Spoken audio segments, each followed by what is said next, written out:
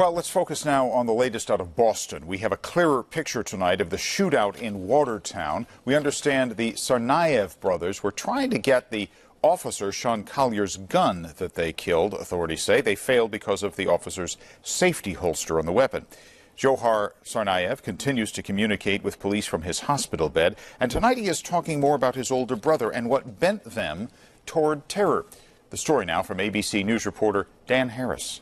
New pictures taken on the night when the brothers Tsarnaev allegedly engaged in a gunfight with police.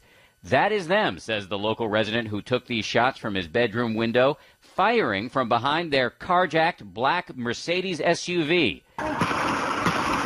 And remarkably, tonight ABC News has learned that police believe during this entire shootout, the semi-automatic handgun in Tamerlan's hand was the only gun the brothers had.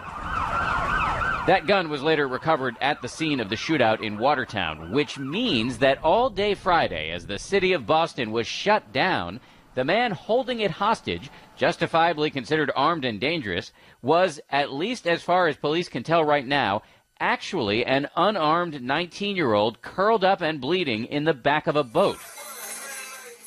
Tonight, we are getting new clues in the mystery of that young man. How did a boy like Johar, seen here dancing like a robot and wrestling good-naturedly with a friend, turn into this, the person who allegedly carried a bomb in his backpack into a crowd of innocents?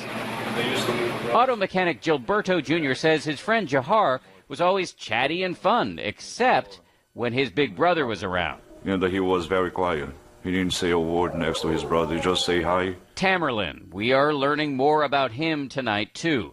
This is his mugshot from when he was arrested for allegedly slapping his girlfriend in 2009. Despite his sometimes flashy exterior, he and his wife and 3-year-old daughter were actually intermittently on welfare as recently as last year.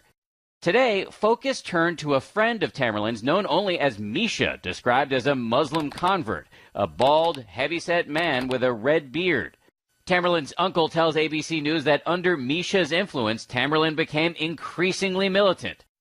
In Russia today, Tamerlan's mother called that idea nonsense. Dan Harris, ABC News, Boston. High wings to fly. James Taylor was among the thousands who gathered in Massachusetts to remember MIT police officer Sean Collier today. Authorities believe Collier was gunned down by the Boston bombing suspects, as I said last week, as he sat in his squad car as the two attempted to get his gun. Thousands of law enforcement officers from around the country came to pay tribute. Vice President Joe Biden spoke directly to Collier's parents. I hope you find some solace in this moment of extreme grief and looking around this field and listening to what is being said and written in response to the people of this country and around the world about your son.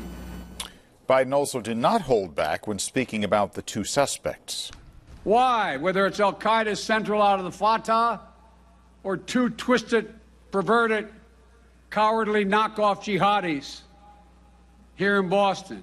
Why do they do what they do? Vice President Biden speaking at today's memorial in Massachusetts.